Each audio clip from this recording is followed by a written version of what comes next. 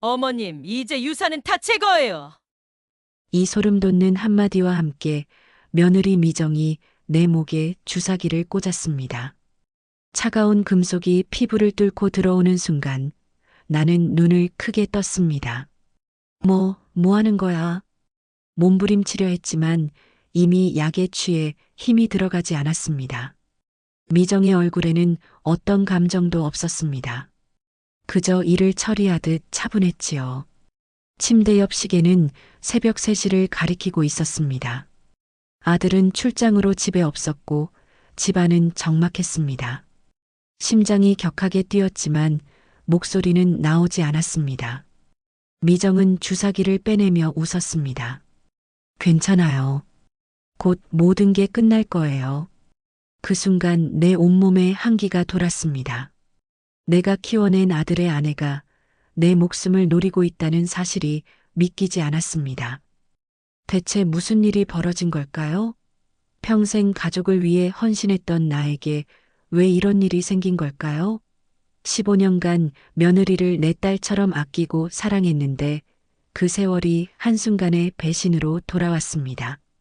여러분, 이 뒤에 펼쳐질 이야기는 단순한 고부 갈등이 아닙니다.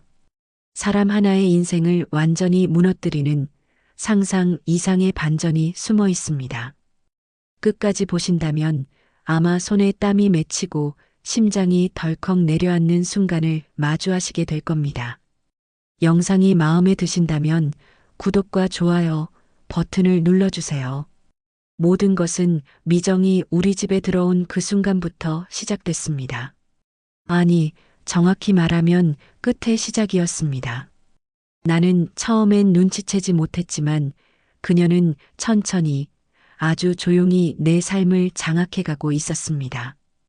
제 이름은 김순애입니다. 올해 72, 평생 시장에서 채소 장사를 하며 아들 하나 키워냈습니다. 남편은 일찍 돌아가시고 시댁 살림을 짊어지고 살아왔지요. 하지만 이제 그 희생의 대가가 제 목에 꽂힌 주사기로 돌아왔습니다. 그날 이후 병실에서 깨어난 나는 모든 게 악몽이었기를 바랐습니다. 하지만 목의 따끔한 감각과 미정의 달라진 눈빛이 이것이 현실임을 말해주었습니다. 어머님, 정말 걱정했어요. 갑자기 쓰러지셔서 병원에 모셨어요. 의사는 제가 빈혈로 쓰러졌다고 했습니다. 하지만 나는 알았습니다. 그날 밤 미정이 내 목에 주사기를 꽂았다는 것을. 입을 열어 말하려 했지만 누구도 믿어주지 않을 것 같았습니다. 내 기억을 믿지 못할 만큼 혼란스러웠으니까요. 어머님, 이제부터 제가 약 챙겨드릴게요. 건강이 최우선이잖아요. 미정의 말투는 다정했지만 그 눈빛은 얼음처럼 차가웠습니다. 퇴원 후 집에 돌아왔을 때 처음 느낀 것은 내 방이 낯설어졌다는 점이었습니다. 서랍장이 정리되었고 약통들이 모두 화장대 위로 옮겨져 있었습니다. 어머님, 이제 약은 제가 직접 챙겨드릴게요. 실수로 잘못 드시면 안 되니까요. 평생 내 손으로 약을 먹었는데 이제는 미정이 약을 가져다 줍니다. 처음에는 그저 며느리의 효심으로 생각했지만 날이 갈수록 이상한 점이 늘어갔습니다. 이전에는 없던 졸음이 쏟아졌고 다리에 힘이 빠져 화장실도 혼자 가기 어려워졌습니다. 어머님, 이 약은 아침에, 이건 저녁에 드셔야 해요. 혼자 드시면 헷갈리실 테니 제가 꼭 챙겨드릴게요. 미정이 내게 건네는 약은 매일 색깔이 조금씩 달랐습니다. 처방받은 약은 분명 하얀색과 연한 노란색 뿐이었는데 가끔 보라색 알약이 섞여 있기도 했습니다. 물어보면 병원에서 추가로 처방받은 거예요 라고 대답했지만 나는 그런 처방을 받은 적이 없었습니다. 어느 날 미정의 가방에서 떨어진 메모지를 발견했습니다. 오늘은 잠깐만, 내일부터 늘리기 라는 글씨가 적혀 있었습니다. 그 순간 등골이 오싹해졌습니다. 무언가 잘못되고 있다는 직감이 들었습니다. 어머님, 이제부터 통장 관리도 제가 할게요. 나이 드신 분이 복잡한 금융일 신경 쓰시면 스트레스 받잖아요. 평생 쥐꼬리만한 월급을 모아 마련한 5천만 원의 적금 통장. 내가 아들과 며느리에게 노후에 부담 주지 않으려고 모아둔 돈이었습니다. 미정은 그 통장을 관리해 준다며 가져갔습니다. 어머님, 비밀번호가 뭐예요? 적어놔야 은행 일 볼 때 편하죠. 평생 비밀번호를 누구에게도 알려준 적 없던 나였지만 갑자기 말문이 막혀 대답했습니다. 생일 428이야. 그날부터 내 통장은 미정의 손에 넘어갔습니다. 일주일 뒤 문득 통장 잔고가 궁금해 물었을 때 미정의 대답은 충격적이었습니다. 어머님, 요양병원비 미리 예약금으로 넣어뒀어요. 걱정 마세요. 나중에 더 좋은 곳으로 모실 거예요. 요양병원? 난 그런 이야기를 들은 적이 없었습니다. 가슴이 철렁 내려앉았습니다. 일주일 뒤 아들 준호에게 이 사실을 말했습니다. 준호야, 미정이가 내 통장을 가져갔어. 요양병원 예약금이라는데 난 그런 말 들은 적 없어. 아들은 잠시 생각하더니 대답했습니다. 어머니, 제가 미정이랑 상의했어요. 어머니 건강이 안 좋으셔서 혼자 계시면 위험하니까요. 요양병원이 좋을 것 같아서요. 내 아들의 말에 가슴이 찢어지는 듯 했습니다. 평생 아들만 바라보고 살아왔는데 이제 나를 내다버리겠다는 말이었습니다. 나 아직 멀쩡해. 내가 왜 요양병원에 가야 돼? 내 돈으로 내가 살 거야. 어머니 돈은 우리가 잘 관리해 드릴게요. 건강이 더 나빠지면 어쩌려고 그러세요? 돈보다 건강이 중요하잖아요. 그날 이후 나는 점점 더 내 삶의 주도권을 잃어갔습니다. 외출도 혼자 할 수 없게 되었고 전화도 미정이 받아서 어머님은 지금 주무세요라고 대답했습니다. 친구들과의 연락도 끊겼고 이웃들도 점점 발길을 끊었습니다. 화장실 거울을 보니 이전에 나는 온데간데 없었습니다. 얼굴은 부었고 눈은 초점을 잃었으며 머리카락은 힘없이 축 처졌습니다. 약을 먹으면 세상이 흐릿해지고 생각이 느려졌습니다. 간혹 정신이 맑아지는 순간 나는 깨달았습니다. 내가 서서히 사라지고 있구나. 어느 날 미정의 서랍을 열어보았습니다. 그곳에는 내 약봉투들이 가지런히 정리되어 있었습니다. 하지만 약봉투의 내용물은 비어 있었고 그 옆에는 낯선 약통들이 놓여 있었습니다. 라벨에는 수면 유도제와 향정신성 의약품이라는 글자가 보였습니다. 그 순간 모든 것이 명확해졌습니다. 내가 먹던 약이 아닌 다른 약을 먹고 있었던 것입니다. 서둘러 서랍을 닫으려는 순간 뒤에서 미정의 목소리가 들렸습니다. 어머님, 뭘 하고 계세요? 뒤돌아보니 미정이 서 있었습니다. 그녀의 손에는 또 다른 주사기가 들려 있었습니다. 미정아, 넌 대체 왜 이러는 거니? 미정은 천천히 다가오며 미소를 지었습니다. 어머님, 왜 그러세요? 약 드실 시간이에요. 이제 좀 쉬셔야죠. 그 순간 나는 깨달았습니다. 이것은 단순한 돌봄이 아니었습니다. 미정의 그림자가 내 삶을 서서히 집어삼키고 있었던 것입니다. 며느리 미정의 손에 들린 주사기를 본 후 나는 어떻게든 도망쳐 나왔습니다. 그날 밤 내 방에 숨어 문을 잠그고 생각했습니다. 이대로 당하면 안 돼. 증거가 필요해. 손이 떨렸지만 결심했습니다. 나를 지켜야 했으니까요. 다음 날 아침 미정은 아무 일도 없었다는 듯 웃으며 약을 가져왔습니다. 어머님, 어제 약 안 드셨네요? 건강 악화되면 곤란해요. 이거 드세요. 약을 받아들며 웃어 보였습니다. 고마워. 어제는 조금 피곤해서 일찍 잤나 봐. 그녀가 나가자마자 약을 휴지에 싸서 서랍 깊숙이 숨겼습니다. 이날부터 미정이 주는 약은 모두 모아두기로 했습니다. 증거가 필요했으니까요. 며칠 뒤 아들 준호가 퇴근하고 왔을 때 용기를 내어 말했습니다. 준호야, 엄마 좀 도와줘. 미정이가 이상해. 내가 먹는 약이 처방받은 것과 달라. 그리고 내 통장에서 돈이 자꾸 빠져나가. 준호의 얼굴이 굳었습니다. 그의 눈에서 걱정이 아닌 짜증이 보였습니다. 어머니, 또 그런 말씀하세요? 미정이가 얼마나 어머니 잘 모시려고 애쓰는데.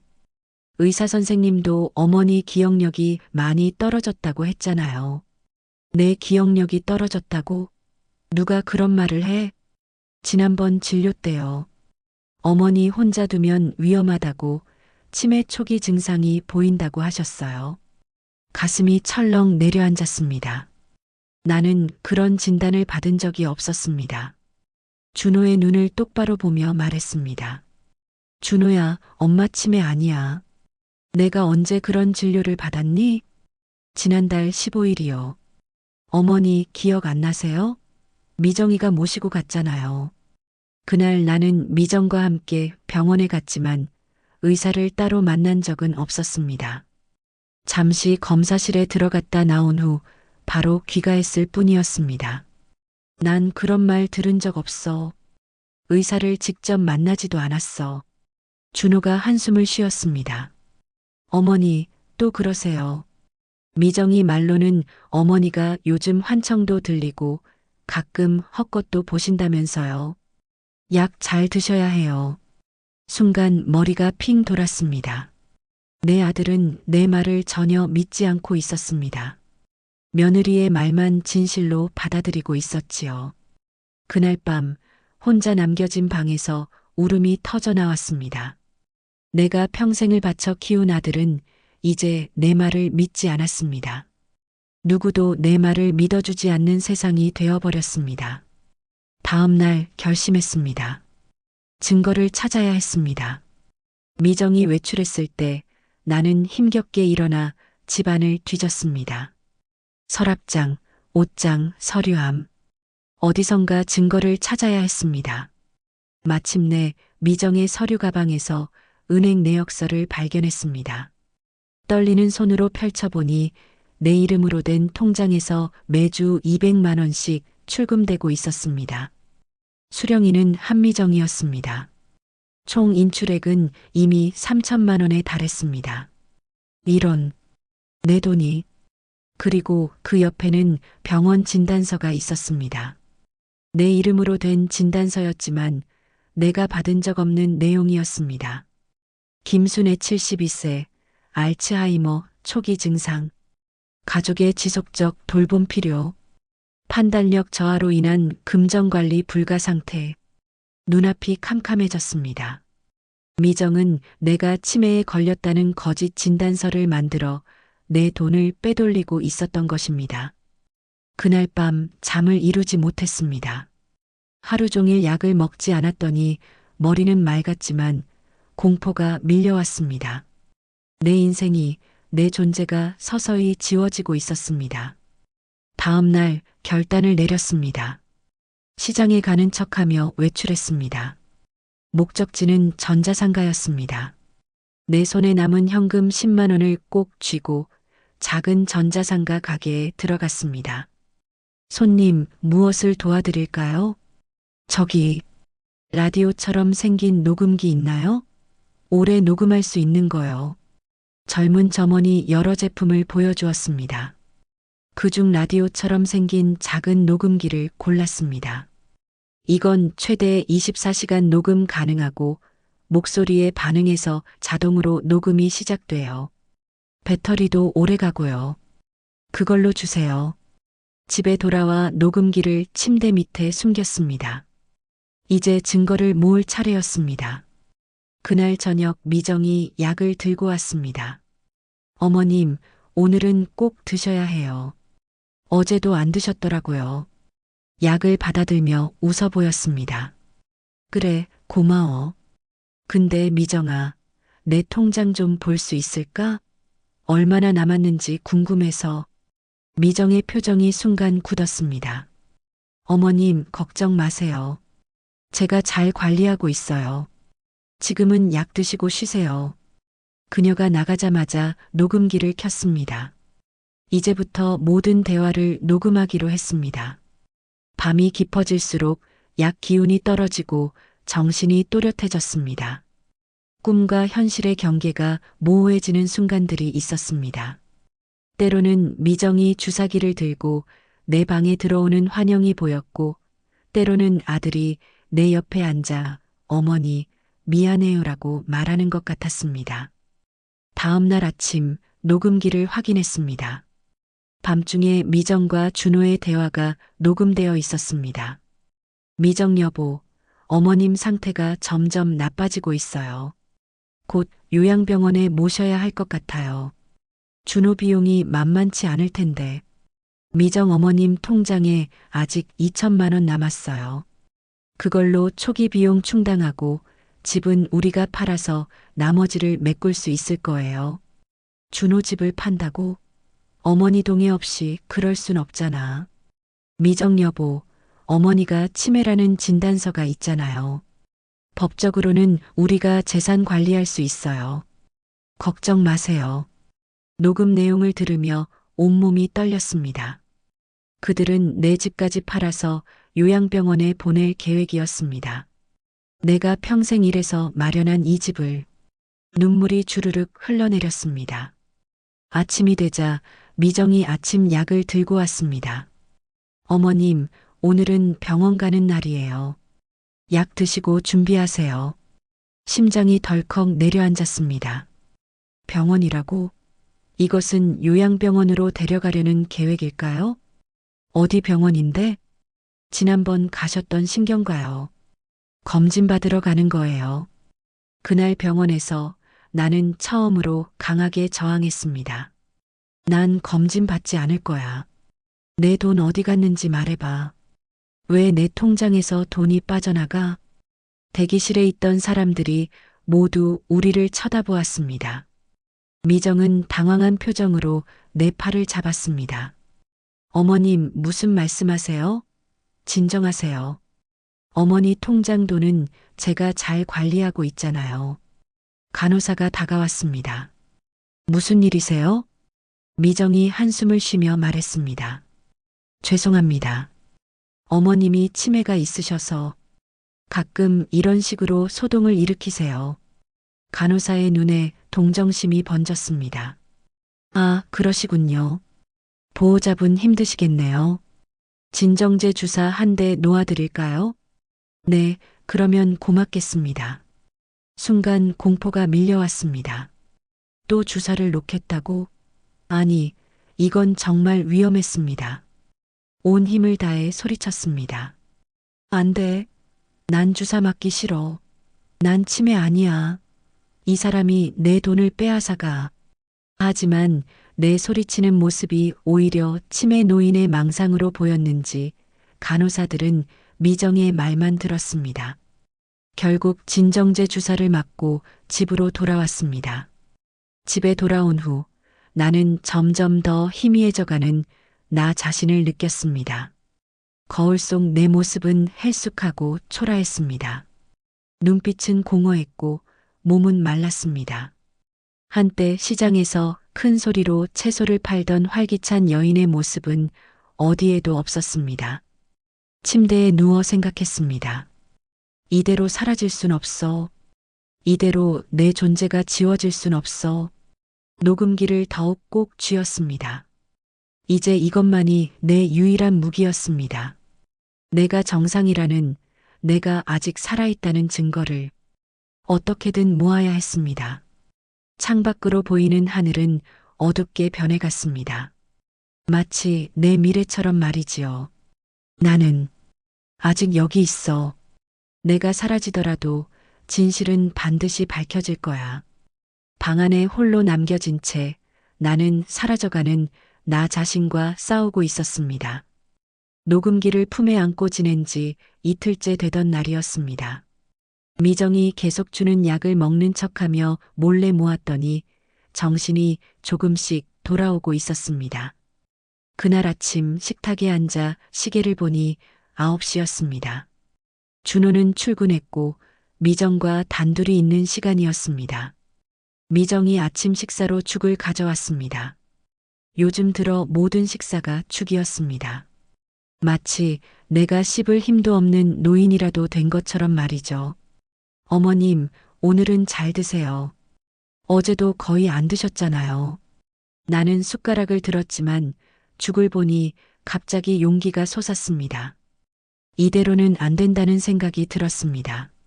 녹음기는 잠옷 주머니에 넣어두었습니다. 미정아. 네, 어머님? 내 돈 어디 갔어? 미정의 손이 살짝 떨렸습니다. 하지만 곧 미소를 지으며 대답했습니다. 어머님, 무슨 말씀이세요?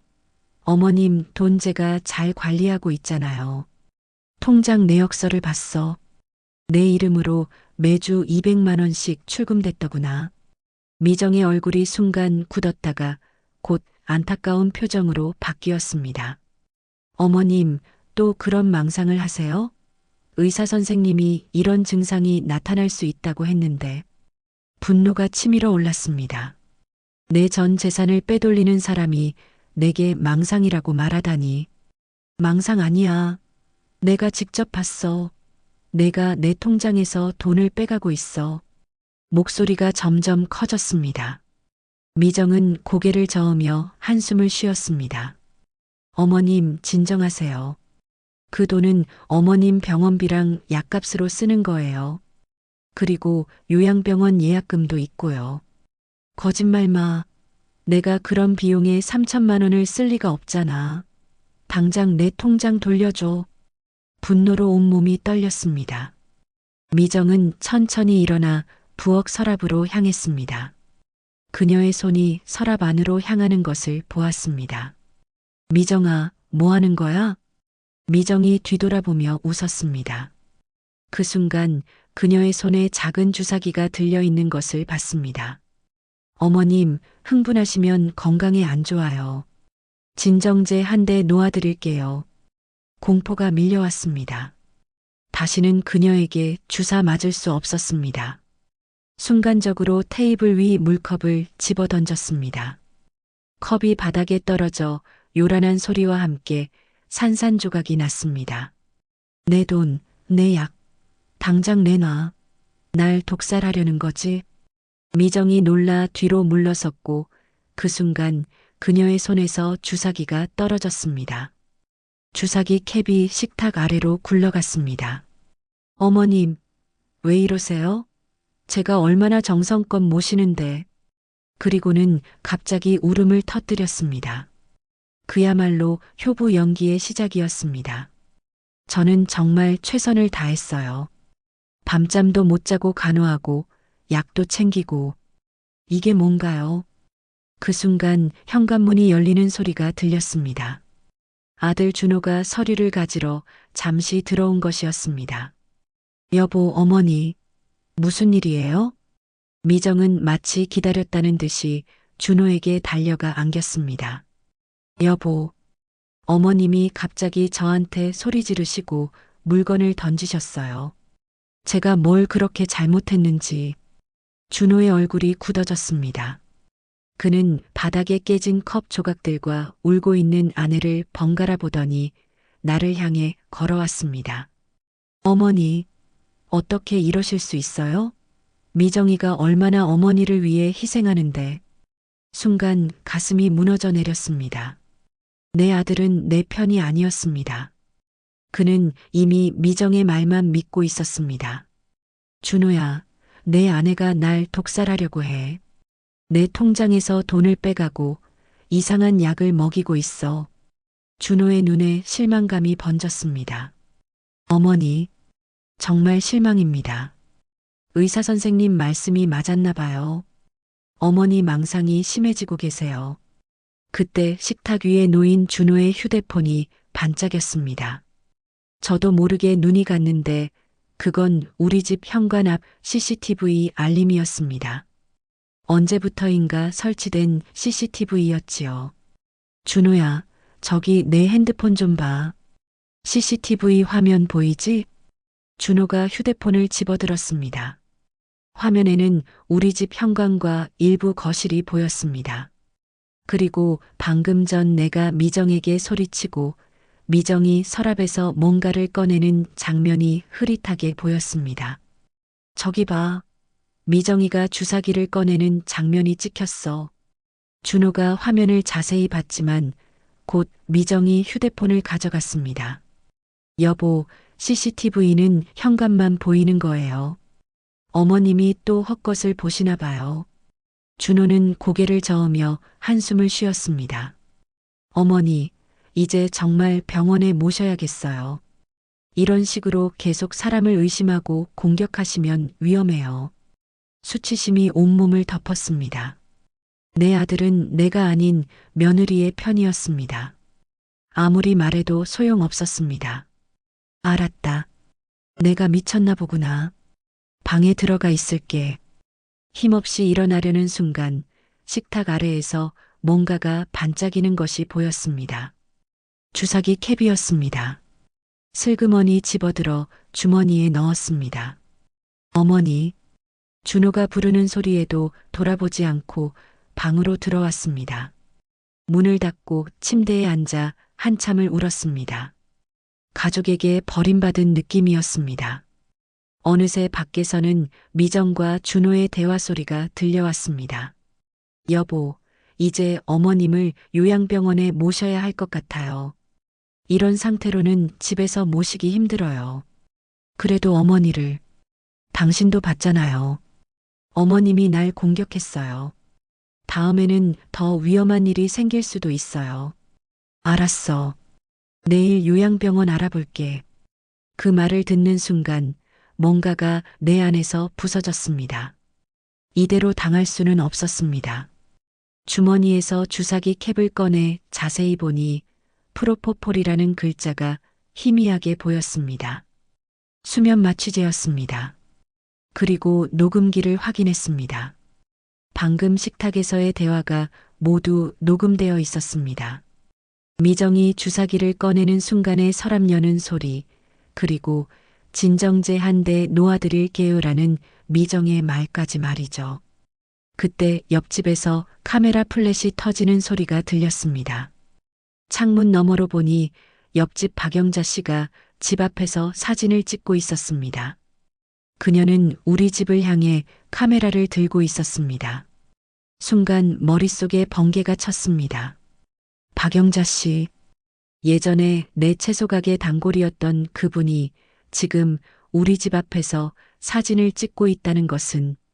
창문을 열어 작게 불렀습니다. 영자 씨, 영자 씨. 박영자 씨가 깜짝 놀라 고개를 들었습니다. 순애 씨, 괜찮아요? 도와줘요. 내가 위험해요. 영자 씨가 놀란 표정으로 고개를 끄덕였습니다. 창문을 닫고 다시 침대에 앉았습니다. 가슴 속에서 뜨거운 것이 솟아올랐습니다. 분노, 그리고 복수의 씨앗이 싹트기 시작했습니다. 이대로 끝나지 않아. 반드시 진실을 밝혀내고 말 거야. 손에 든 주사기 캡을 꽉 쥐었습니다. 이제 내게도 무기가 생겼습니다. 증거를 더 모아야 했습니다. 그리고 기회가 오면 반드시 복수할 것입니다. 방 밖에서는 준호가 출근하기 위해 문을 닫는 소리가 들렸고 미정이 설거지하는 소리가 이어졌습니다. 접시 깨지는 소리가 났습니다. 아마도 화가 나서 그릇을 떨어뜨린 모양이었습니다. 이런, 망할. 미정의 욕설이 들렸습니다. 가식적인 효부 이미지는 온데간데 없었습니다. 그 목소리에는 분노와 냉혹함만 가득했습니다. 그 소리를 들으며 가슴이 떨렸습니다. 그녀는 단순한 며느리가 아니었습니다. 그녀는 내 인생과 재산을 노리는 포식자였습니다. 나는 내 사냥감이 아니야. 내가 반드시 너를 잡아낼 거야. 그날의 식탁 언쟁은 제게 수치와 좌절을 안겼지만 동시에 그것은 복수의 씨앗을 심었습니다. 그리고 그 씨앗은 이제 싹트기 시작했습니다. 식탁 사건 이후 집안의 공기는 한층 더 무거워졌습니다. 미정은 더욱 조심스럽게 행동했고 준호는 출근 시간을 앞당겨 나와 마주치지 않으려 했습니다. 그들은 내가 정신이 온전치 않다고 생각했지만 오히려 내 정신은 그 어느 때보다 맑았습니다. 그날 밤 미정이 저녁약을 가져왔을 때 나는 순순히 받아 마셨습니다. 하지만 실제로는 베개 아래에 숨겨둔 휴지에 뱉어냈지요. 미정이 나가자마자 벽시계를 바라보았습니다. 10시, 잠시 후면 미정과 준호가 TV를 볼 시간입니다. 조용히 침대에서 일어나 벽에 귀를 대고 들었습니다. TV 소리가 들렸습니다. 이제 행동할 시간이었습니다. 옷장 깊숙한 곳에서 오래된 손가방을 꺼냈습니다. 그 안에는 제가 몰래 모아둔 약들이 있었습니다. 미정이 매일 주는 약을 한 알씩 모아둔 것이지요. 백색, 연노란색, 주황색, 심지어 검은색 알약까지 다양했습니다. 이게 다 뭐지? 내가 처방받은 건 고혈압약과 관절약뿐인데 이제 이 약들의 정체를 알아내야 했습니다. 하지만 어떻게? 내게는 도움이 필요했습니다. 창문 너머로 옆집을 바라보았습니다.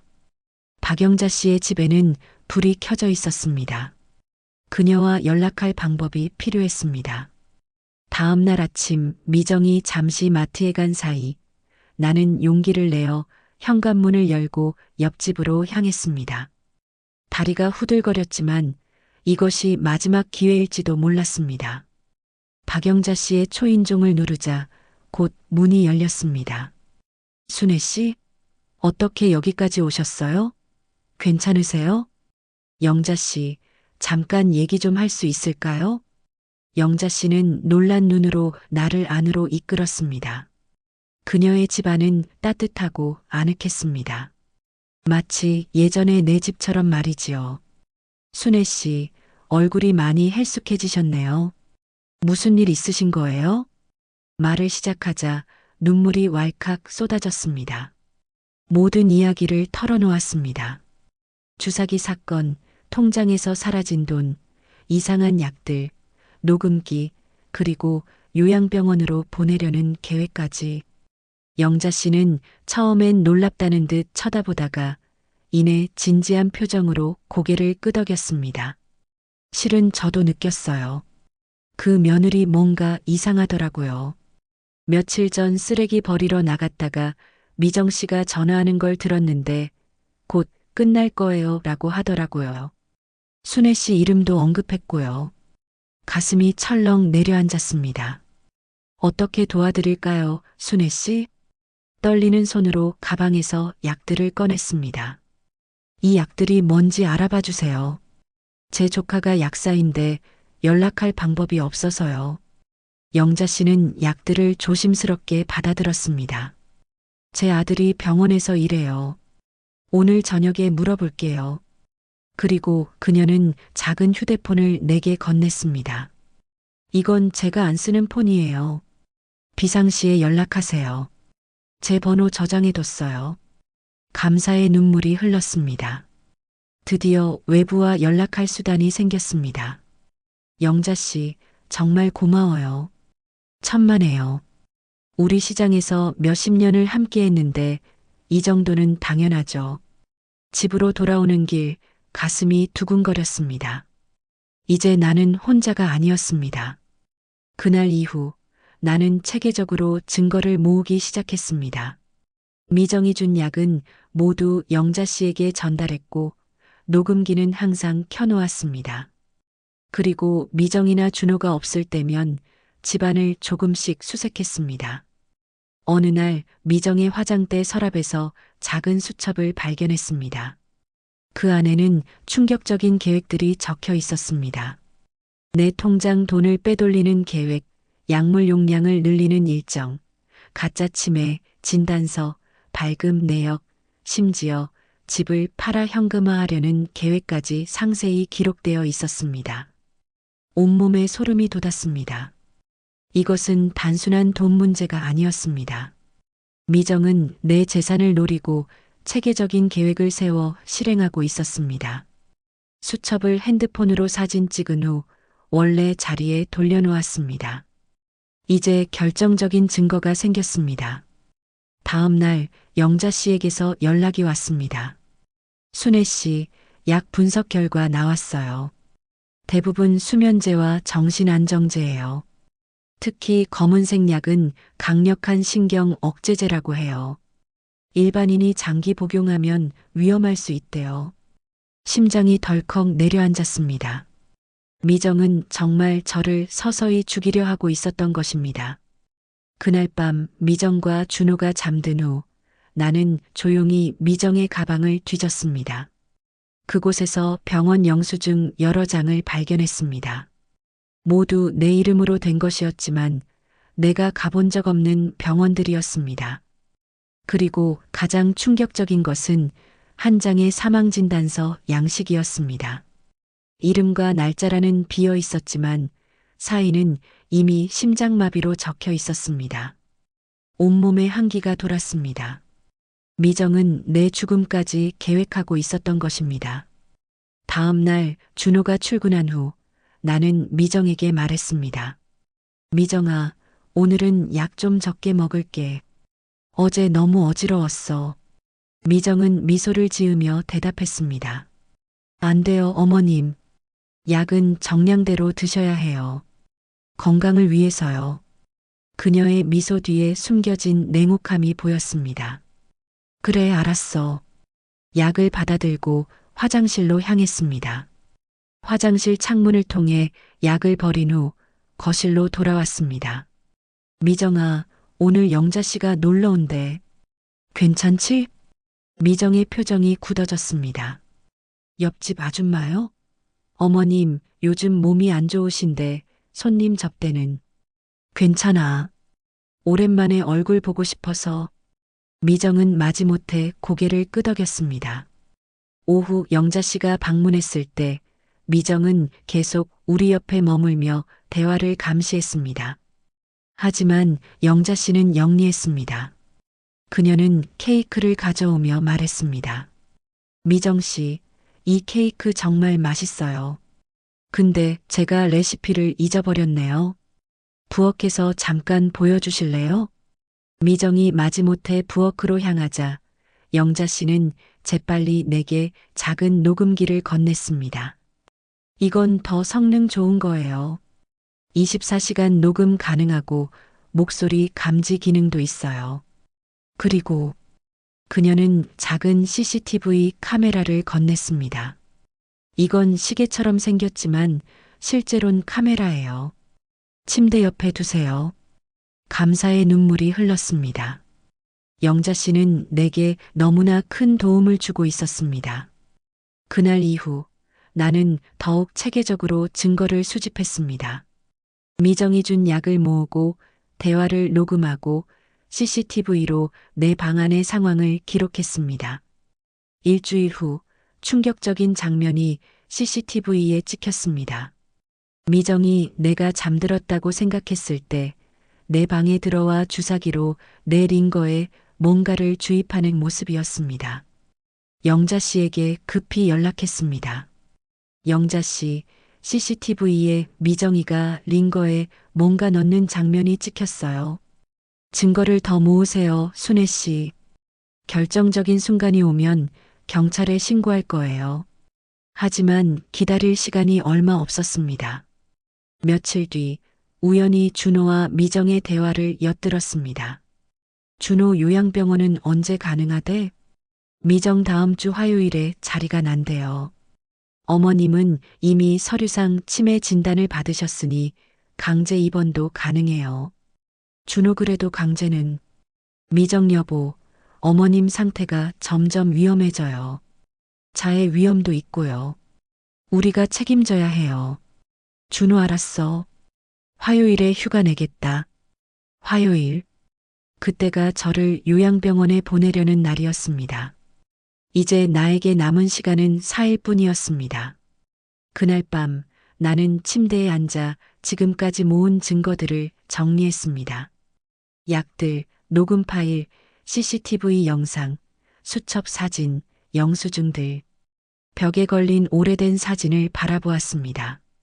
젊은 시절의 저와 지금은 고인이 된 남편, 그리고 어린 준호의 사진이었습니다. 행복했던 그 시절이 그립다는 생각이 들었습니다. 여보, 날 지켜줘요. 내가 이길 수 있게 도와줘요. 영자 씨가 준 휴대폰을 꺼내 메시지를 보냈습니다. 영자 씨, 이제 행동할 시간이에요. 화요일에 저를 요양병원에 보내려고 해요. 영자 씨의 답장이 왔습니다. 걱정 마세요. 제가 도울게요. 모든 증거를 모아두세요. 창밖으로 보이는 밤하늘의 별들을 바라보았습니다. 두려움이 있었지만 그 속에서 강한 결심이 자라고 있었습니다. 기록은 진실의 그림자다. 영자 씨가 언젠가 해줬던 말이 생각났습니다. 그녀의 아버지가 판사였을 때 자주 하던 말이라고 했지요. 모든 거짓은 결국 기록 앞에서 무너진다는 것을. 이제 제 손에는 충분한 기록이 쌓여 있었습니다. 그림자처럼 숨어 있던 진실을 드러낼 시간이 다가오고 있었습니다. 미정아, 내가 내 인생을 지우려 했지만 이번엔 내가 너의 가면을 벗길 차례야. 숨은 눈과 귀로 모은 증거들이 이제 내 무기가 되었습니다. 마지막 전투를 준비할 시간이었습니다. 화요일 요양병원으로 보내질 날이 다가오고 있었습니다. 이제 행동할 시간이었습니다. 월요일 아침 나는 영자 씨에게 전화를 걸었습니다. 영자 씨, 내일이면 그들이 나를 요양병원에 보낼 거예요. 오늘이 마지막 기회예요. 영자 씨의 목소리는 단호했습니다. 순애 씨, 걱정 마세요. 오늘 모든 준비를 마쳤어요. 제 사위가 경찰이에요. 지금 증거만 확보되면 바로 신고할 수 있어요. 근데 어떻게 증거를 더 모으지? 이미 녹음 파일과 CCTV도 있고 수첩 사진도 있는데 몸에 약물 검사가 필요해요. 순애 씨 몸에 어떤 약이 들어있는지 증거가 필요해요. 그리고 통장 거래 내역도 공식적으로 확보해야 해요. 심장이 빠르게 뛰었습니다. 약물 검사라니 어떻게 병원에 가지? 영자 씨, 나 혼자 병원에 갈 수가 없어요. 미정이 항상 따라다녀요. 걱정 마세요. 방법이 있어요. 영자 씨는 계획을 설명했습니다. 오늘 오후 미정이 잠시 장을 보러 나갈 때를 노려 영자 씨의 아들이 병원 차를 가지고 올 것입니다. 빠르게 병원으로 가서 약물 검사를 받고 그 길로 은행에도 들러 통장 내역을 확인할 것입니다. 준비하고 계세요. 미정 씨가 나가면 바로 연락 주세요. 오후 2시 미정은 장을 보러 나갔습니다. 매주 월요일은 대형마트 세일 날이라 1시간 정도 집을 비웠습니다.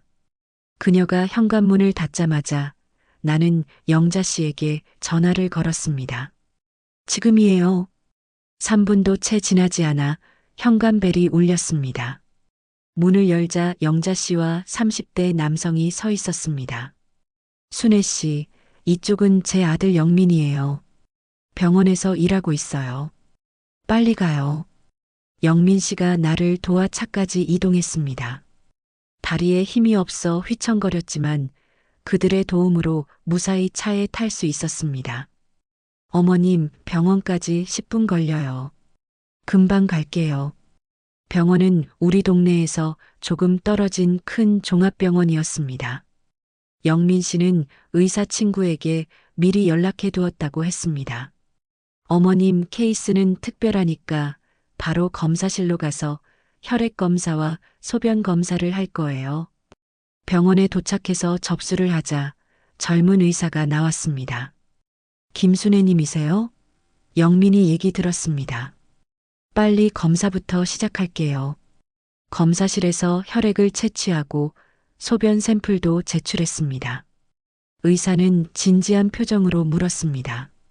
어떤 약을 복용하고 계신지 아세요?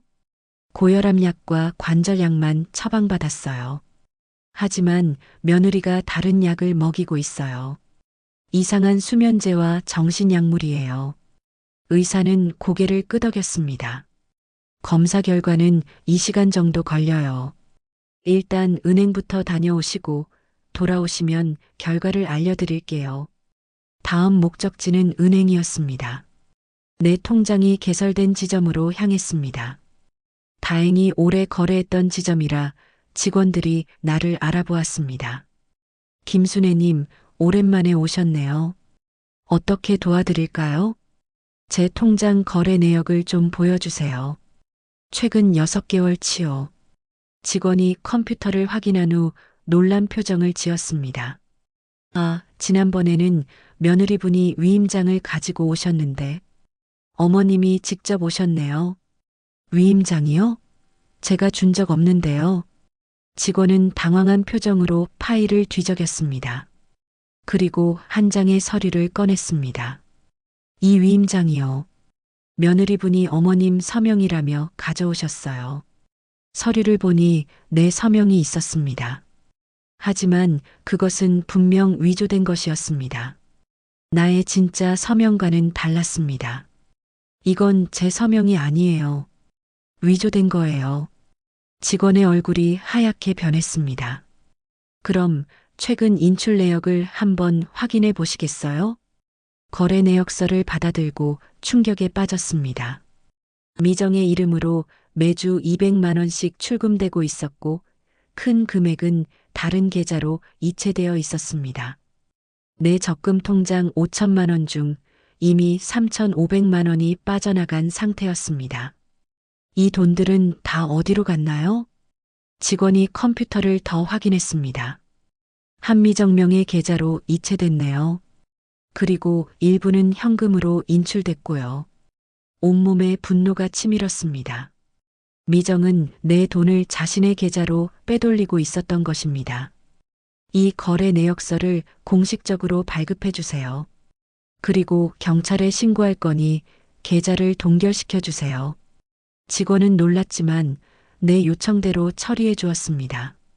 거래 내역서를 받아 가방에 넣고 병원으로 돌아갔습니다. 병원에 도착하자 의사가 심각한 표정으로 기다리고 있었습니다. 김순애님, 검사 결과가 나왔습니다. 심각한 상황이에요. 의사는 검사지를 보여주었습니다. 혈액에서 다량의 벤조디아제핀 계열 약물과 항정신성 약물이 검출됐어요. 이건 치매 환자에게 투약하는 약이 아니라 사람을 무력화시키는 약물이에요. 장기간 복용하면 신체 기능이 저하되고 심지어 사망에 이를 수도 있어요. 숨이 막혔습니다. 미정은 정말로 나를 천천히 독살하려 했던 것입니다. 그리고 이 성분은 의사가 다른 검사지를 보여주었습니다. 프로포폴이에요. 전문 의료인만 투약할 수 있는 마취제입니다. 어디서 이런 걸 구하셨는지 모르겠지만 이건 불법적인 투약이에요. 순간 첫 주사기 사건이 떠올랐습니다. 주사기 캡에 적혀있던 프로포폴, 정확히 같은 약물이었습니다. 이 검사 결과도 공식 문서로 발급해 주세요. 경찰에 제출할 거예요.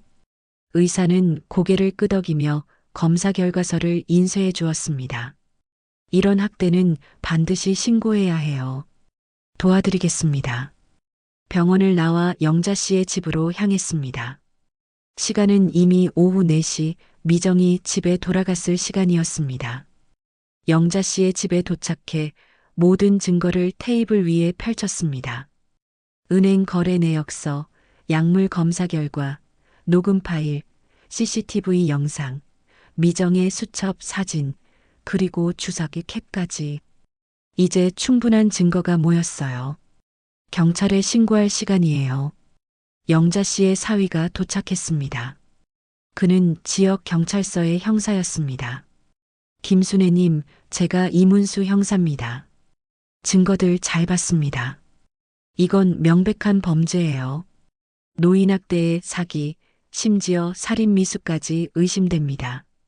모든 증거를 검토한 후 이 형사는 공식 신고서를 작성했습니다.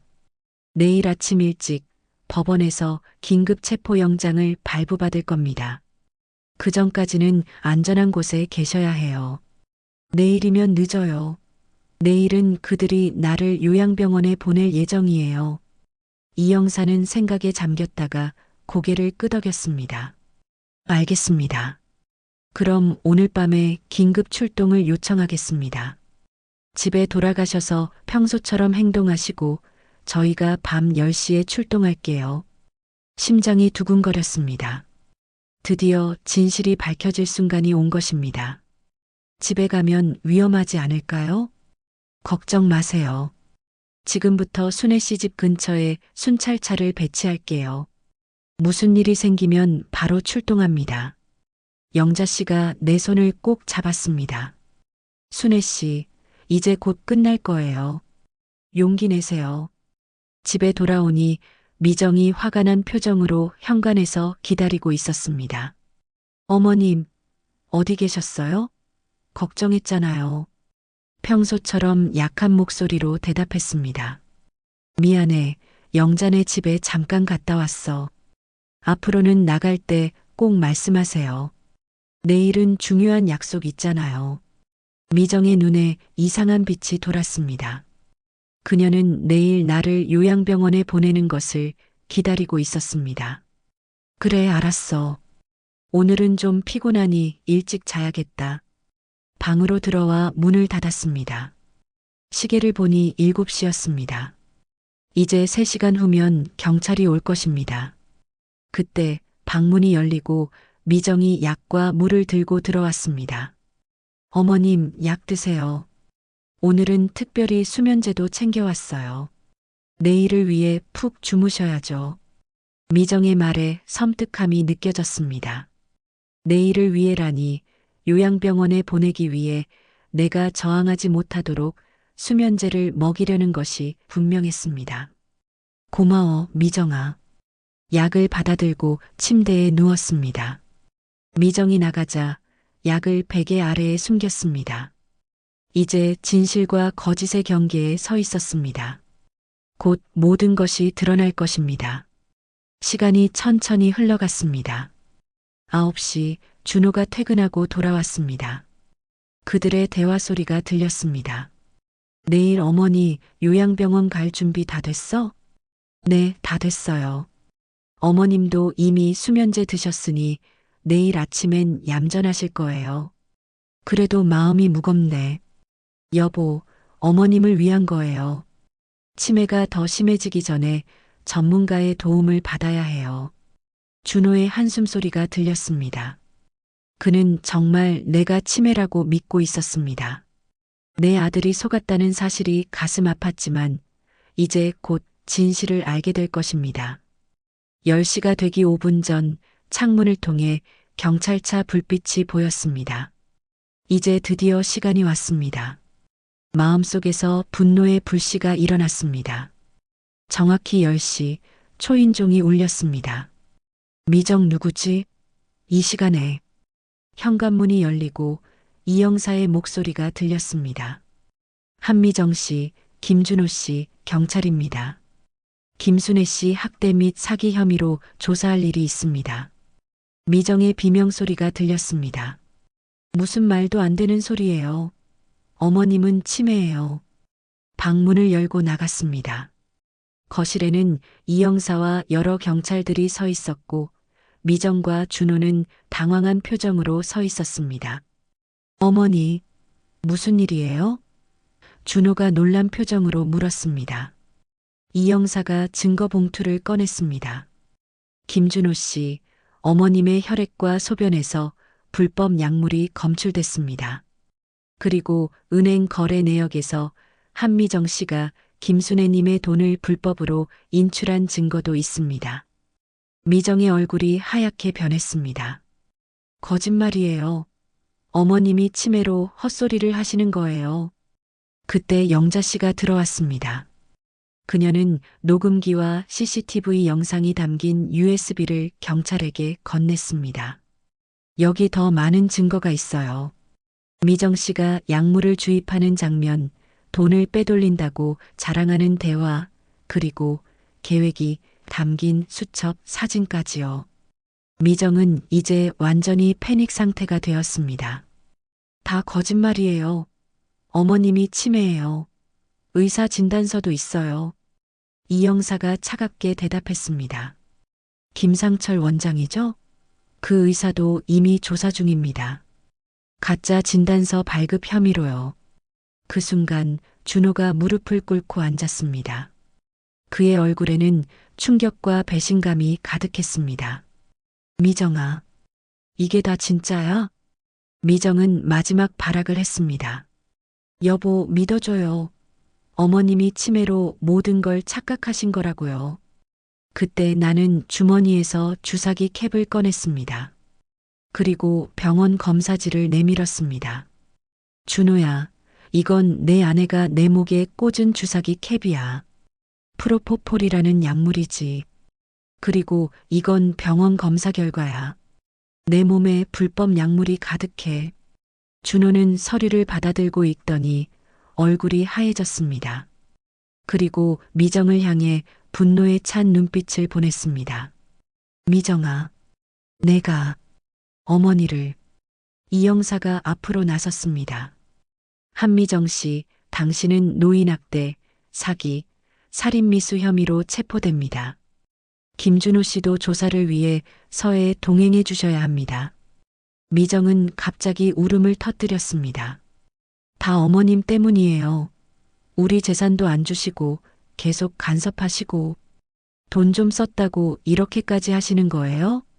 그녀의 말에 온몸에 분노가 치밀었습니다. 재산? 간섭? 그것 때문에 나를 죽이려 했다고? 경찰이 미정에게 수갑을 채웠습니다. 그녀는 끌려나가면서도 계속 울부짖었습니다.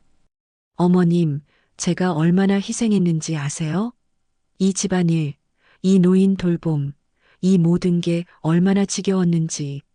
준호는 무릎을 꿇은 채 얼굴을 감쌌습니다. 그의 어깨가 흔들렸습니다. 어머니, 정말 죄송합니다. 제가 그를 바라보니 불쌍한 마음이 들었습니다.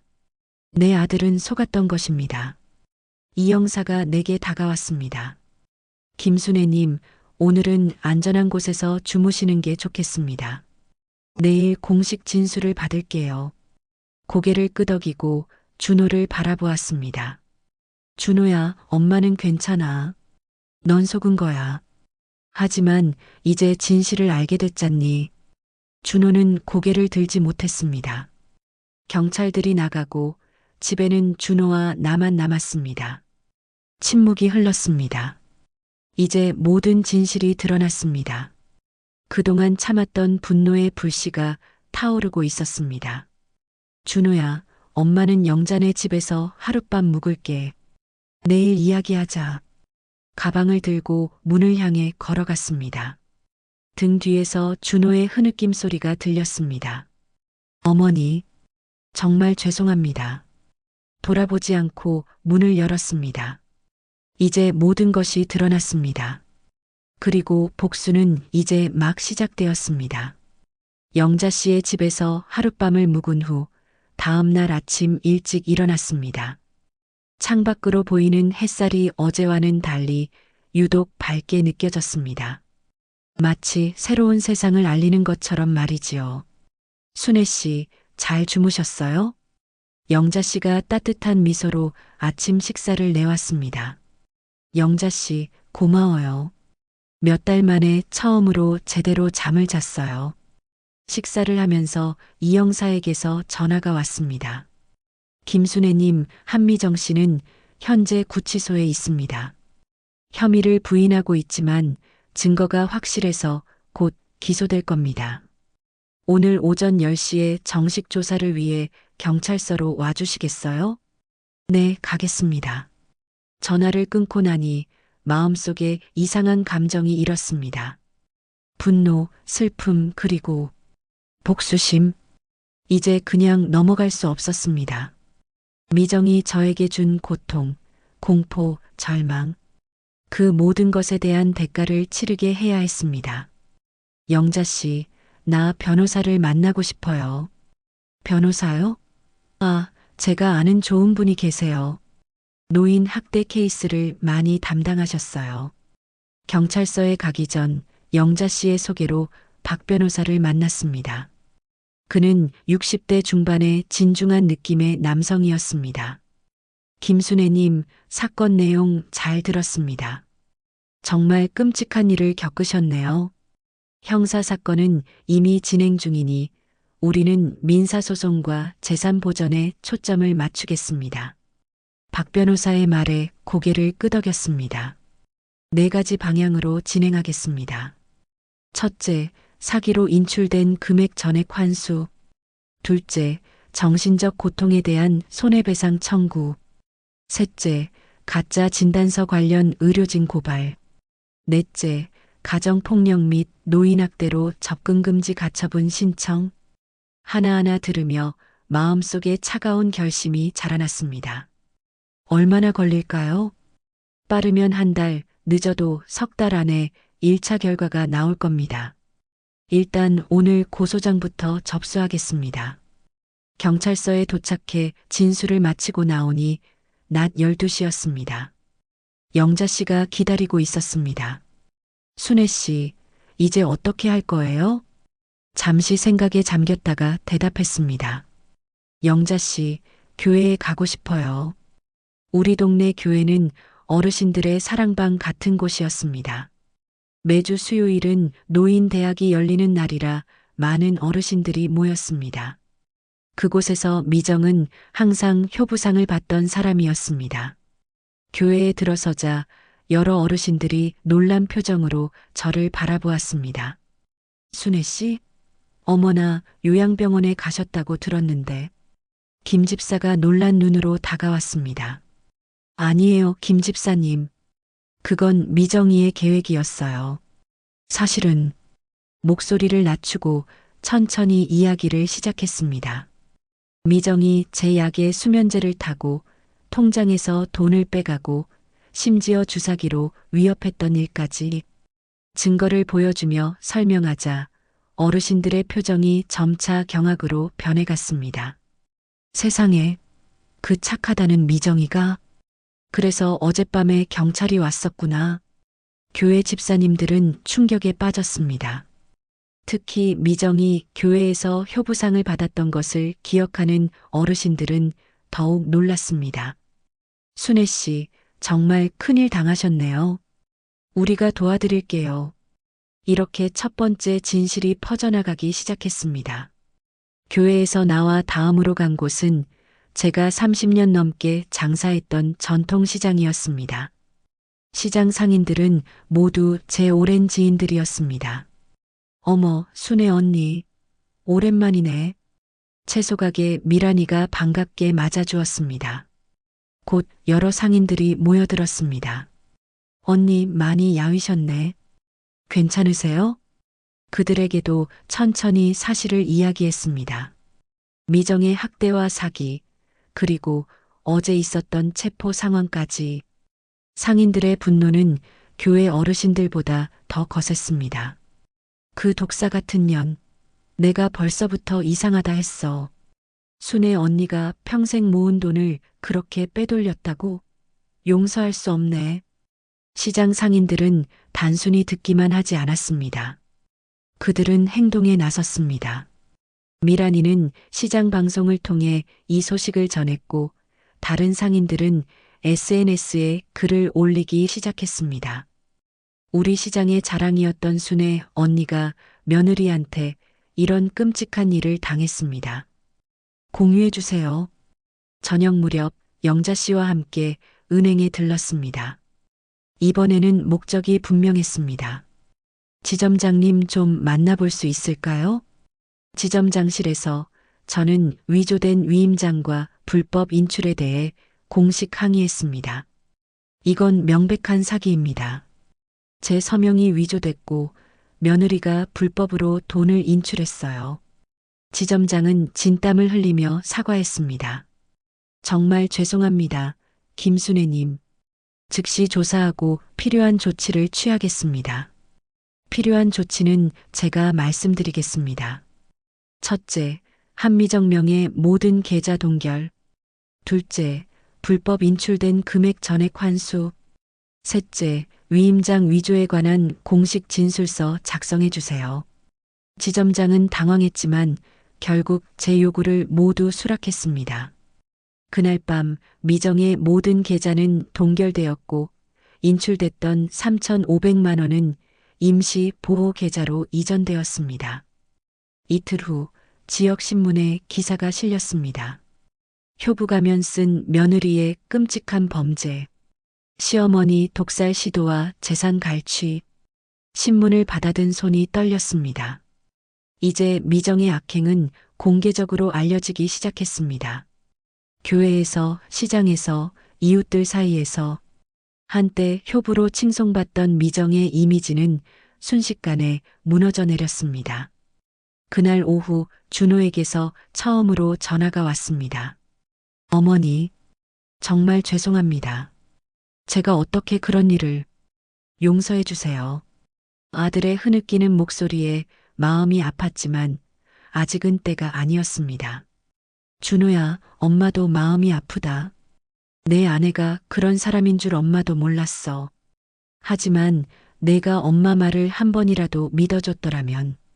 어머니, 제 잘못입니다. 제가 찾아뵐게요. 아니, 아직은 안 돼. 엄마가 연락할게.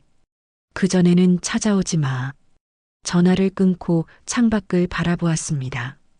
이제 법의 심판이 남았습니다.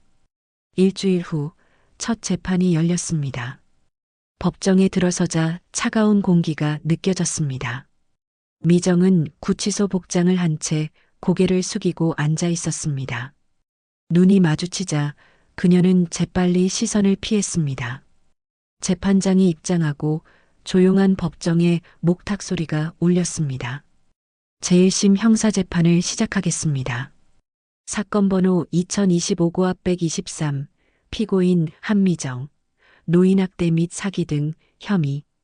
검사는 강력하게 미정의 죄를 주장했습니다.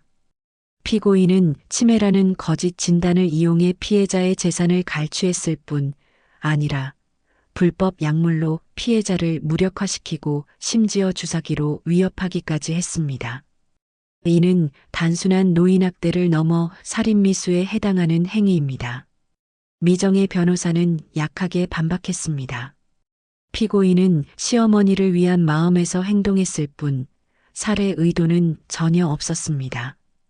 단지 요양병원에 모시기 위한 준비였을 뿐. 하지만 증거는 너무나 명확했습니다. 혈액 검사 결과, 녹음 파일, CCTV 영상, 미정의 수첩. 모든 것이 그녀의 범행을 증명했습니다. 재판 후 법원 계단에서 기자들이 몰려왔습니다. 김순애님, 며느리의 배신에 대해 어떤 심정이십니까? 잠시 생각하다 천천히 대답했습니다. 제가 평생 일해서 모은 돈과 집을 노리고 저를 약물로 조종하려 했던 사람입니다. 법의 심판을 받길 바랍니다. 그날 밤 뉴스에는 제 인터뷰가 나왔습니다. 흰 머리에 주름진 얼굴의 노인이 담담하게 자신의 고통을 이야기하는 모습에 많은 사람들이 공감했습니다. 다음 날 지역 방송국에서 전화가 왔습니다. 김순애님, 노인 학대 방지를 위한 특집 프로그램에 출연해 주실 수 있을까요? 망설임 없이 수락했습니다. 이제 저는 단순한 피해자가 아니었습니다. 진실을 알리는 전령사였습니다. 방송 인터뷰는 큰 반향을 일으켰습니다. 저와 비슷한 상황에 처한 다른 노인들도 용기를 내어 신고하기 시작했습니다. 며칠 사이에 노인 학대 신고가 30% 증가했다는 뉴스가 나왔습니다. 한 달 후 미정의 선고 공판이 열렸습니다. 법정은 이전보다 더 많은 사람들로 가득 찼습니다. 교회 어르신들, 시장 상인들, 그리고 제 사연을 들은 시민들까지. 판사는 엄중한 목소리로 선고를 내렸습니다. 피고인 한미정, 노인학대, 사기, 약물 불법 투여, 살인미수 혐의로 징역 8년을 선고합니다. 방청석에서 안도의 한숨과 작은 박수 소리가 들렸습니다. 미정은 얼굴이 하얗게 변한 채 고개를 떨구었습니다. 법정을 나오는데 준호가 기다리고 있었습니다. 그의 얼굴은 한 달 사이에 훨씬 늙어 보였습니다. 어머니, 그의 표정에는 후회와 슬픔이 가득했습니다. 준호야, 이제 다 끝났다. 집에 돌아가자. 하지만 준호는 고개를 저었습니다. 어머니, 제가 어떻게 그 집에 다시 들어갈 수 있겠어요? 저는 회사도 그만뒀어요. 미정이 일로 직장에서도 소문이 퍼져서 놀라운 소식이었습니다. 준호는 10년 넘게 다니던 회사를 그만두었다고 했습니다. 그럼 이제 어떻게 할 거니? 지방으로 내려갈까 해요. 다시 시작하려고요. 아들의 무너진 모습을 보니 복잡한 감정이 밀려왔습니다. 그는 분명 잘못했지만 그 역시 미정의 거짓말에 속았던 것입니다. 준호야, 내 잘못만은 아니야. 우리 모두 미정이에게 속았어. 준호의 눈에 눈물이 고였습니다. 어머니, 저는 어머니 아들 자격이 없어요. 제가 어머니 말씀을 한 번이라도 믿어드렸다면 그의 어깨를 토닥였습니다. 시간이 필요하구나. 엄마도 마찬가지야. 우리 둘 다 시간을 갖자. 집으로 돌아오는 길 영자 씨가 물었습니다. 순애 씨, 이제 마음이 좀 편해졌어요? 창밖의 풍경을 바라보며 대답했습니다. 아직은 아니에요. 하지만 정의는 이루어졌어요. 그 여자는 감옥에 갔고 사람들은 진실을 알게 됐어요. 영자 씨는 손을 꼭 잡아주었습니다. 순애 씨가 정말 대단해요. 이렇게 강하게 맞서다니. 하지만 제 마음속에는 아직 차가운 감정이 남아 있었습니다. 복수의 서막은 열렸지만 진정한 마무리는 아직 남아 있었습니다. 그날 밤 집에 돌아와 빈 방들을 둘러보았습니다. 한때 가족이 살던 이 집은 이제 텅 비어 있었습니다. 준호는 떠났고 미정은 감옥에 갔습니다. 창문을 열고 밤하늘을 바라보았습니다. 별들이 유난히 밝게 빛나고 있었습니다. 여보, 내가 해냈어요. 정의를 찾았어요. 별빛 아래 차가운 통쾌함이 가슴을 채웠습니다. 하지만 이것이 끝이 아님을 알고 있었습니다. 진정한 복수는 이제부터 시작이었습니다. 미정의 선고 이후 1년이 흘렀습니다. 계절이 4번 바뀌는 동안 많은 것이 변했습니다. 아들 준호는 지방으로 내려가 작은 회사에 취직했고 가끔 문자로만 안부를 물어왔습니다. 얼굴을 보여줄 용기가 아직 없는 모양이었지요. 미정은 항소를 했지만 기각되었고 교도소에서 8년의 형을 살고 있었습니다. 제가 제기한 민사소송으로 그녀 명의의 모든 재산이 압류되었습니다. 거기엔 그녀가 제 돈으로 몰래 산 아파트도 포함되어 있었습니다. 그리고 저는 처음엔 건강이 급격히 나빠졌습니다. 미정이 오랜 기간 먹인 약물의 후유증이 서서히 나타나기 시작한 것입니다. 간 기능이 떨어지고 신장도 손상되었으며 심장도 예전 같지 않았습니다. 병원 침대에 누운 채 창밖으로 보이는 가을 단풍을 바라보고 있었습니다. 처음 의사는 제게 좋지 않은 예우를 말했지만 저는 포기하지 않았습니다. 영자 씨의 소개로 한의학과 현대의학을 함께 사용하는 통합 치료를 시작했고 놀랍게도 제 상태는 조금씩 호전되고 있었습니다. 영자 씨가 문을 열고 들어왔습니다. 그녀의 손에는 신문이 들려 있었습니다. 순애 씨, 보셨어요? 오늘 신문에. 신문을 건네받아 일면을 펼쳤습니다. 노인학대 가해자 며느리의 남편, 집 경매로 거리에 나앉아. 기사 내용은 충격적이었습니다. 준호가 살던 집이 경매에 붙여진 것입니다. 미정이 대출을 많이 받아놓았고 그 빚이 고스란히 준호에게 넘어갔다는 내용이었습니다. 아들은 작은 월급으로 그 많은 빚을 감당할 수 없었고 결국 집은 경매로 넘어갔습니다. 순애 씨, 너무 가혹한 것 아닐까요? 아드님도 피해자인데. 영자 씨의 걱정 어린 목소리에 고개를 저었습니다. 영자 씨, 이건 내가 한 일이 아니에요. 미정이 제 돈으로 대출까지 받아 집을 샀던 거예요. 그 대가를 치르는 거지요. 그래도 아드님은 준호도 책임이 있어요. 아내의 행동을 제대로 살피지 않고 어머니의 말을 무시했으니까요. 하지만 말은 그렇게 했지만 마음 한구석이 아팠습니다. 준호는 어쨌든 제 아들이었으니까요. 그날 오후 뜻밖의 손님이 찾아왔습니다. 준호였습니다. 1년 만에 보는 아들의 얼굴은 많이 변해 있었습니다. 깊게 패인 주름, 흰머리, 헬쑥한 뺨. 마치 10살은 더 늙어 보였습니다. 어머니, 병실로 들어선 준호는 제 모습을 보고 눈물을 글썽였습니다. 어머니가 이렇게 편찮으신 줄 몰랐어요. 준호야, 어서 와. 많이 변했구나. 준호는 침대 옆 의자에 무거운 몸을 기댔습니다. 어머니, 제가 집을 잃었어요. 미정이가 대출을 너무 많이 받아놨더라고요. 그것도 다 어머니 돈으로. 알고 있다, 준호야. 신문에 났더구나. 준호는 고개를 푹 숙였습니다. 이제 갈 곳이 없어요. 회사도 그만두게 됐고 모든 게 끝났어요. 침묵이 흘렀습니다. 창밖에서는 낙엽이 바람에 흩날렸습니다. 준호야, 내 어머니. 그동안 많이 생각해 봤단다. 내가 미정이의 거짓말에 속은 것도 이해해. 하지만 내 말을 단 한 번도 믿어주지 않은 건 그건 용서하기 힘들구나. 준호의 눈에서 눈물이 흘러내렸습니다. 어머니, 정말 죄송합니다. 제가 어머니 말씀을 들었더라면 이제 와서 후회해도 소용없어. 하지만 우리는 아직 살아있잖니. 새로 시작할 수 있어. 준호는 놀란 눈으로 저를 바라보았습니다. 제 말투가 평소보다 훨씬 부드러웠기 때문일 겁니다. 호주머니에서 작은 봉투를 꺼냈습니다. 그 안에는 열쇠 하나가 들어 있었습니다. 이게 뭐죠? 우리 집 열쇠야. 내가 살던 집 말이다.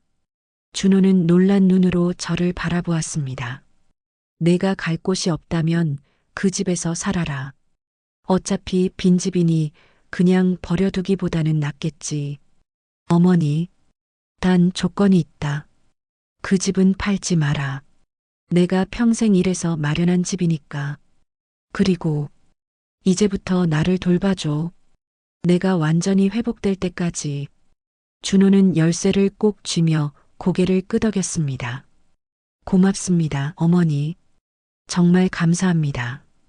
제가 이제부터 어머니 곁에서 제대로 모실게요. 그래, 그러렴. 다음 날 간호사가 우편물 하나를 가져왔습니다. 김순애님, 교도소에서 온 편지입니다. 떨리는 손으로 편지를 열었습니다. 미정의 글씨였습니다. 어머님, 이렇게 글을 씁니다. 제가 얼마나 후회하고 있는지 모릅니다. 어머님께 용서를 구합니다. 제발 한 번만 면회를 와주세요. 마지막으로 제 잘못을 직접 사과드리고 싶습니다. 편지를 내려놓고 깊은 숨을 들이마셨습니다. 미정의 사과? 믿을 수 없었습니다. 하지만 한 가지는 확실했습니다. 그녀를 만나야 한다는 것. 마지막 정리를 위해서라도 말이지요. 일주일 후 교도소 면회실에서 미정을 만났습니다. 교도소 생활 1년이 그녀를 많이 변화시켰습니다. 한때 예쁘고 말쑥했던 그녀는 이제 초췌하고 지친 모습이었습니다. 어머님, 와주셔서 감사합니다. 미정의 목소리는 떨렸습니다. 그녀의 눈에는 눈물이 고여 있었습니다. 미정아, 왜 나를 만나고 싶어 했니? 제가 정말 잘못했습니다. 어머님께 끔찍한 짓을 했어요. 매일 밤 후회하고 있어요. 그녀의 말에 고개를 저었습니다. 너의 후회는 내가 잡혔기 때문이겠지. 진심으로 미안해하는 것 같지는 않구나. 미정은 당황한 듯 고개를 들었습니다. 아닙니다, 어머님. 진심입니다. 제가 정말 어리석었어요. 그래. 그럼 왜 그랬니? 왜 날 독살하려 했어? 왜 내 돈을 빼앗으려 했어? 미정은 잠시 침묵했다가 작은 목소리로 대답했습니다. 처음엔 돈이 필요했어요. 준호 씨 월급으로는 부족했고 더 나은 삶을 원했어요. 그러다 점점 욕심이 커졌지? 그래서 내 목숨까지 노렸고. 미정은 고개를 푹 숙였습니다. 어머님 용서해 주세요. 제발. 그녀의 간절한 목소리에 차갑게 대답했습니다. 용서?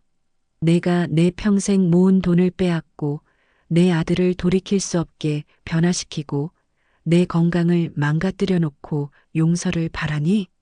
미정은 눈물을 흘리며 매달렸습니다. 어머님, 제발. 이대로 죽을 수는 없어요. 마음의 짐을 내려놓고 싶어요.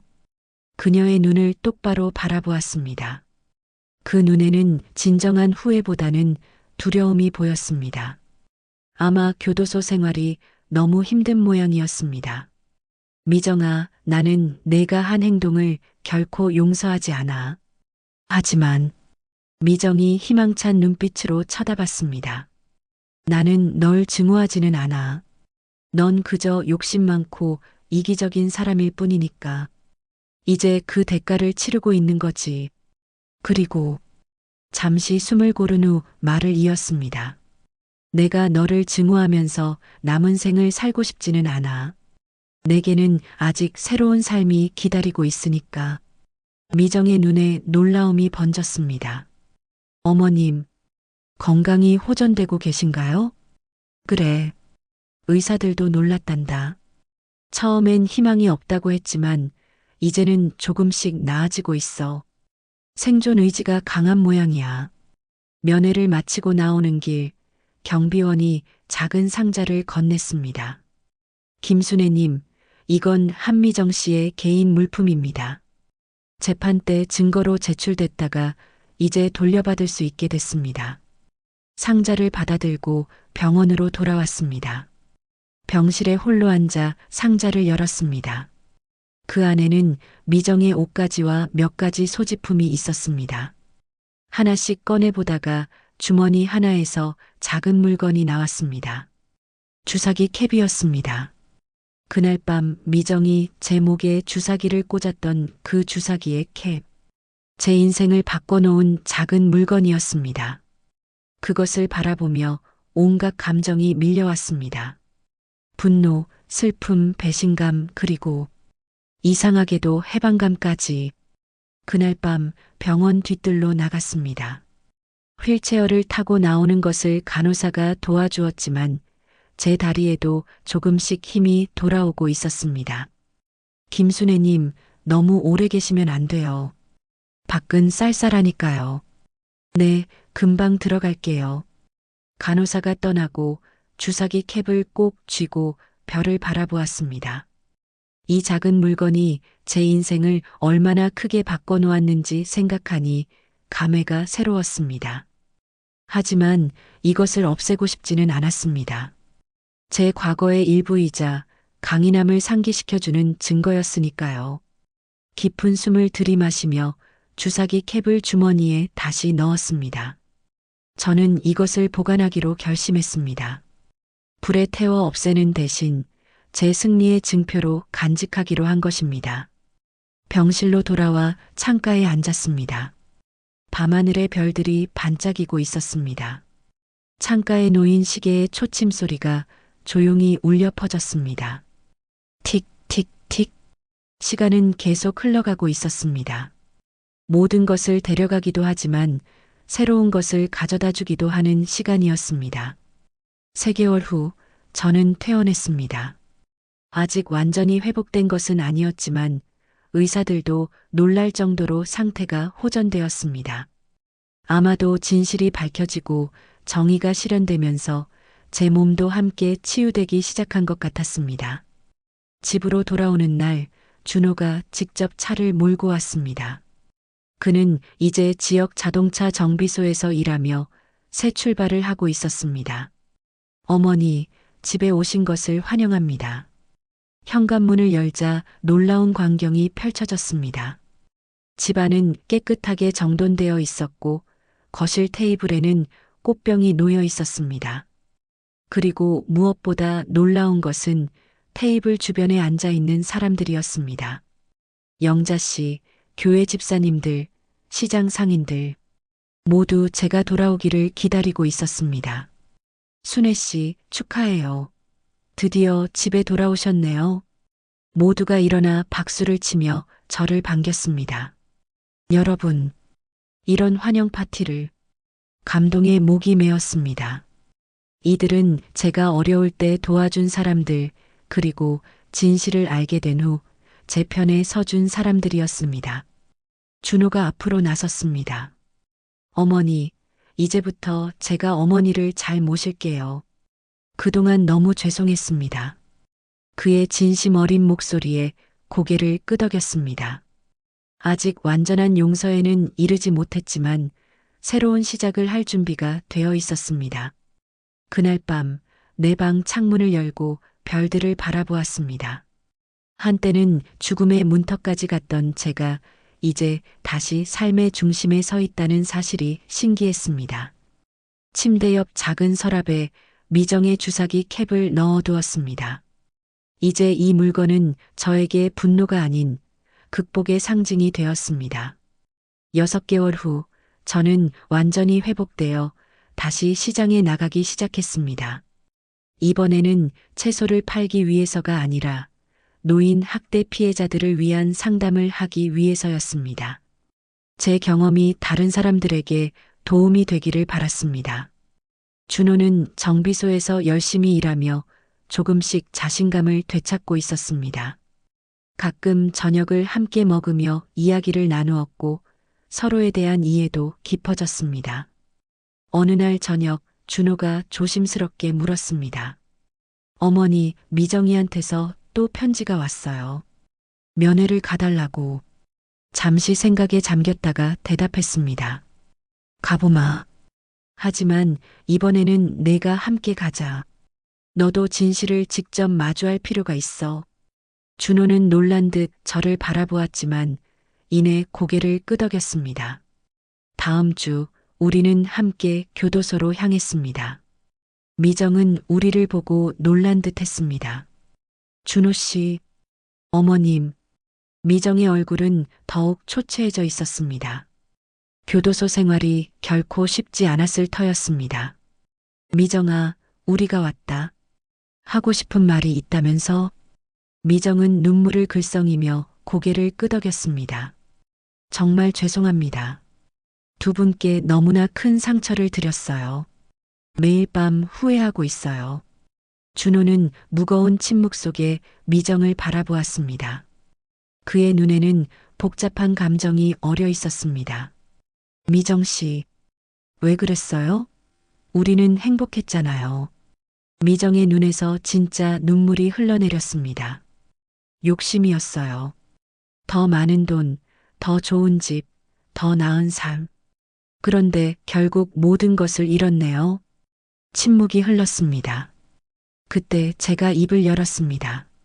미정아, 내가 한 일은 용서받기 힘들어. 하지만 나는 이제 과거에 묶여있지 않기로 했어. 나는 앞으로 나아갈 거야. 그리고 너에 대한 미움도 내려놓을 거야. 미정은 놀란 눈으로 저를 바라보았습니다. 어머님, 이것은 용서가 아니야. 내 마음의 평화를 위한 결정이지. 이제 내 인생은 내가 스스로 재건해야 할 거야. 8년 후면 출소하게 될 테니 그때까지 진정으로 반성하고 변화하길 바란다. 교도소를 나오며 준호가 제 손을 잡았습니다. 어머니, 정말 대단하세요. 저는 아직도 미정 씨를 보면 화가 나는데 시간이 필요한 거야, 준호야. 나도 여전히 그녀를 볼 때마다 그날 밤이 떠오르지만 더 이상 그 기억에 지배당하지 않기로 했어. 집으로 돌아오는 길, 저는 하늘을 올려다보았습니다. 푸른 하늘에 흰 구름이 떠다니고 있었습니다. 마치 새로운 시작을 알리는 듯 했습니다. 1년 후 저는 완전히 건강을 되찾았고 노인 학대 피해자 지원센터에서 자원봉사를 시작했습니다. 제 경험이 다른 피해자들에게 희망과 용기를 주었습니다. 특히 당신은 혼자가 아니다라는 제 말은 많은 노인들에게 큰 위로가 되었습니다. 준호는 정비소에서 인정받아 부장으로 승진했고 주말마다 저를 찾아와 함께 시간을 보냈습니다. 우리의 관계는 천천히 회복되고 있었습니다. 어느 따뜻한 봄날 뒤뜰에 작은 정원을 가꾸고 있을 때 영자 씨가 찾아왔습니다. 순애 씨, 정원이 정말 예뻐졌네요. 영자 씨 덕분이지. 당신이 아니었으면 나는 지금 여기 없을 거예요. 영자 씨는 웃으며 제 어깨를 토닥였습니다. 순애 씨가 강한 사람이라는 걸 항상 알고 있었어요. 자, 이거 보세요. 그녀는 작은 책자를 내밀었습니다. 노인 학대 인식 개선 캠페인이라는 제목이 붙어 있었고 표지에는 제 사진이 크게 실려 있었습니다. 교육청에서 이 책자를 전국 학교에 배포한대요. 순애 씨 이야기가 많은 사람들에게 교훈이 될 거예요. 감동의 눈물이 흘렀습니다. 제 고통스러운 경험이 이제는 다른 사람들을 돕는 도구가 되었습니다. 해가 저물어 갈 때 뒤뜰 벤치에 앉아 석양을 바라보았습니다. 정원에는 제가 심은 꽃들이 만개해 있었고 부드러운 바람이 불어왔습니다. 서랍에 보관해둔 주사기 캡을 손에 쥐고 생각했습니다. 이 작은 물건이 제 인생을 완전히 바꿔놓았지만 이제는 그것을 두려워하지 않았습니다. 오히려 제 승리의 증표로 여겼습니다. 당신들이 무너지는 소리를 나는 오래전부터 기다려왔다. 이 말을 마음속으로 되뇌며 미소 지었습니다. 이제 그 무너짐은 끝이 아니라 새로운 시작이었습니다. 미정의 파멸, 준호의 좌절, 그리고 제 자신의 고통, 모든 것이 새로운 희망의 씨앗이 되었습니다. 집안에서 전화벨이 울렸습니다. 아마도 준호의 전화일 것입니다. 오늘은 우리가 함께 저녁을 먹기로 한 날이었으니까요. 벤치에서 일어나 집으로 향했습니다. 제 발걸음은 가볍고 당당했습니다. 한때 죽음의 그림자에 가려졌던 제 인생이 이제는 밝은 빛으로 가득 차 있었습니다. 시계의 초침 소리가 평화롭게 울려 퍼졌습니다. 틱, 틱, 틱. 인생은 계속됩니다. 누군가의 끝은 다른 누군가의 시작이 되고 모든 이야기는 결국 새로운 장으로 이어지게 됩니다. 불꽃처럼 타올랐다 사그라진 복수의 여정, 그 파멸의 끝에서 저는 진정한 승리를 찾았습니다. 그것은 단순한 복수의 완성이 아니라 새로운 삶의 시작이었습니다.